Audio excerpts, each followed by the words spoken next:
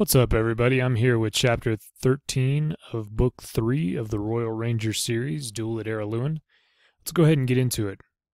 Horace and Gillen were on their routine dawn walk around the palisade. They patrolled each morning, making sure that nothing had changed in the enemy camp below them, and that there was no threat forming up in the valley. As had been the case for the past few days, there was no sign of any unusual movement in the Red Fox camp. The normal cook fires had been stirred into life, and smoke spiraled up from them at various points around the camp. Horace looked hungrily at them. His stomach wasn't used to the reduced rations they'd been eating. As commander, of course, he could have told his orderly to provide him with a full meal, but he refused to do that. He ate what his men ate, no more. He looked now to the east, where the sun was just tipping over the horizon. The clouds above it formed a fabulous rose-colored display. "Beautiful," he murmured. "What's that?" Gillen said beside him. He gestured to the eastern sky. "The sunrise. It's beautiful." But Gillen shook his head and leaned over the parapet. "No, I mean, what's that?" he said, pointing over the edge. Horace moved to join him. There was an arrow embedded in the timber of the wall, just below the top of the palisade, and another a meter below it, with a strip of white ribbon attached to the nock. Gillen reached over and carefully worked loose the nearer of the two, holding it up for Horace's inspection. "It's a message arrow," he said in a quiet voice. "A ranger's message arrow. There's a ranger down there somewhere." He looked up from the arrow, peering into the valley below, searching for any sign of the person who had shot this arrow up the hill. Then, realizing if it had been a ranger, he wouldn't be anywhere in sight, Gillen turned his attention back to the arrow, sliding open the hollowed-out message chamber, and removing the tightly rolled paper inside. Or there was, he corrected himself, sometime during the night. Horace was pointing to the other arrow, with the strip of white fluttering ribbon. "What about that one?" Gillen was intent on safely extricating the wafer-thin message slip that had been in the arrow. Without looking up from his work, he replied, "It's a rangefinder," he said. "That's a ranger arrow as well." Horace moved to look over Gillen's shoulder as he started to unroll the message. "Who shot it there?" he asked. But Gillen continued to work the message slip. It was a delicate job. If he tried to do it too quickly, he risked tearing the flimsy paper. "Don't know yet," he said, frowning. "Can't see the signature." "Don't you rangers all have your own special fletching?" Horace asked. "Can't you tell from that?" "Do you expect me to know the fletching colors for 50 rangers?" Gillen asked. "Do you think I can keep them all in my head?" But he realized that there had been something familiar about the fletching on the two arrows. He stopped on the message and studied the arrow again. "Red and white, with a black cock feather," he said to himself. The cock feather was the feather that stood out at right angles to the bow when the arrow was correctly nocked. The other two veins were red with a strip of white. "Red and black are Will's colors," he said slowly. "The white strip indicates his apprentice." He looked up at Horace, realizing the significance of what he had just said. The tall warrior's eyes were wide open. "Matty?" Horace said. "Matty," Gillen confirmed. Horace stepped quickly to the wall, peering down into the valley below for a sight of his daughter. Gillen put a hand on his arm. "She won't be there now," he said gently. "She would have shot this last night." "Well, what does it say, for pity's sake?" Horace demanded, and Gillen went back to unrolling the message slip. His friend waited in a frenzy of impatience, wanting to rip the flimsy paper from his hand and tear it open, but knowing that he might destroy the message that way. Finally, agonizingly slowly, Gillen had the message slip unrolled. He read the opening line. "It's for you," he said, and proffered the message slip to Horace, who refrained from snatching it just in time. "Don't tear it," Gillen said in a warning tone. Horace ignored him, but calmed himself and handled the message carefully, spreading the curled paper out to read it. The writing was tiny, but very neat and legible. "Dad," he read aloud, "I'm in the forest with 30 Scandians. Be aware that the Foxes are planning a surprise raid on your north wall tonight with 40 men. We need to talk. I'll come to the east wall tomorrow night at 2 hours past midnight. Put a yellow lamp above the main gate if you get this message. Maddie." He looked up at Gillen, who was grinning broadly. "That's one heck of a girl you've got there," the Ranger Commandant said. "Where the blazes did she find 30 Scandians?" Horace shook his head. He looked out at the valley again, a little wistfully. His daughter was out there, somewhere. He wished he could see her. Wished he could talk to her. "Hal and his brother band were planning to visit," he said, "but there are only a dozen of them." "Well, 30 Scandians will be very useful if we decide to break out of here," Gillen said. Horace nodded slowly, then looked round at the far wall. "That's true. But first we have to take care of this surprise attack tonight." "Which isn't going to be a surprise anymore," Gillen said, "thanks to Maddie." "That should make them stop and think," Horace said.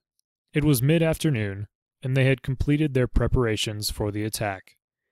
The 2 stairways that led up to the north wall walkway had been removed, as had the first 3 meters of walkway at either end.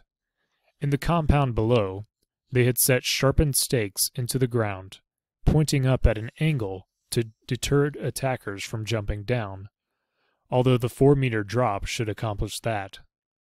"We'll post your archers at the northern end of the east and west walkways. When the enemy come over the parapet, they'll find themselves trapped and exposed to your men's arrows. If they try to jump down, they'll either impale themselves on those stakes or break an ankle or 2. Gillen nodded. "Sounds good to me. How do you plan to light those beacons?" Horace had set 3 braziers full of oil-soaked wood on the walkway, spaced evenly along it. The plan was to ignite them once the Foxes were trapped on the walkway, backlighting them and making them clearer targets for the archers. "I'll place a burning torch on top of each one, with a cord reaching to the east and west walls and down into the compound itself. Once they're on the walkway in numbers, we'll pull the cords and tip the torches into the braziers.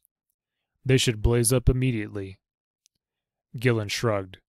"We could always use fire arrows to light them," he said. "Fire arrows aren't totally reliable. They can go out while they're in the air, and then you have to shoot again. This way, I'll be sure we can light them up immediately."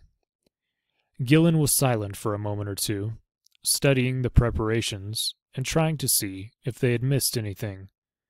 Finally, he nodded approval. "As you say, that should give them a nasty shock. We're lucky Maddie was able to warn us about the attack." He paused. "Why do you think they decided to do this now? After all, they simply have to wait us out." "Several possible reasons," Horace told him.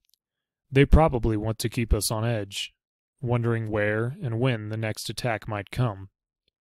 That could lead us to our making mistakes. Plus, they're planning to surprise us. If they did, they'd probably kill a lot of us, and they know we can't afford to lose any men. And finally, there's always the chance that the attack might be successful, and they might drive us out altogether. But now, the surprise will be on our side." "Yes, indeed. I must say, it's very useful to have a ranger in the family. I can't wait to see her tomorrow night and hear the news from Castle Araluen." While the preparations had been made for the defense of the fort, Horace had spent a lot of time prowling the south rampart, peering into the valley, studying the trees and the long grass, hoping for some sign of his daughter. He persisted, in spite of Gillen's assurances that if Maddie didn't want to be seen, she wouldn't be. "She'll be back in the trees somewhere, well hidden," Gillen told the tall warrior. Horace nodded gloomily. "I know, but it's galling to think that she's out there somewhere, probably watching us, and I can't see her. She's very good at staying hidden, unless you tread on her hand," Gillen said with a smile, remembering Maddie's indignation when she had been caught during her third-year assessment.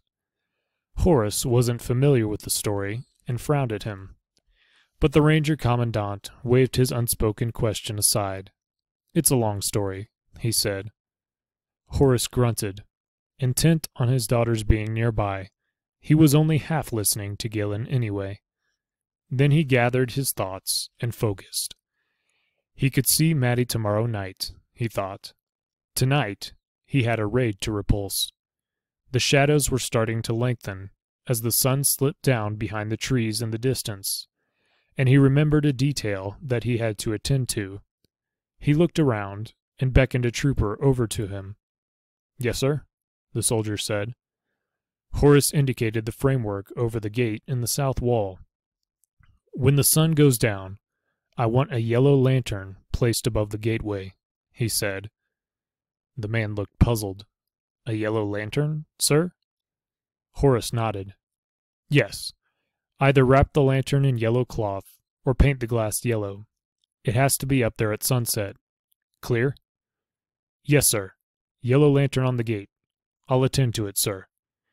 He actually had no idea where he'd find yellow cloth or yellow paint, but he was sure the quartermaster would find a solution to the problem. That's what quartermasters did, after all. He saluted and hurried away to the storehouse. "That's the joy of command," Gillen said. "You don't have to worry about the details. You just tell a soldier to make a yellow lantern." "Don't know why Maddie insisted it had to be yellow," Horace grumbled. Gillen grinned at him. "She's a ranger, and we like to make things difficult for the rest of you." "Well, she's certainly learned that lesson," Horace agreed. He cast one more look over the arrangements at the north wall.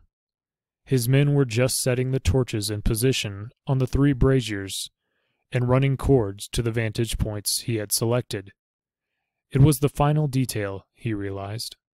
Once it was dark, the torches would be lit, then replaced when they burned down. "Wish she told us when they planned to attack," he said. Gillen shrugged.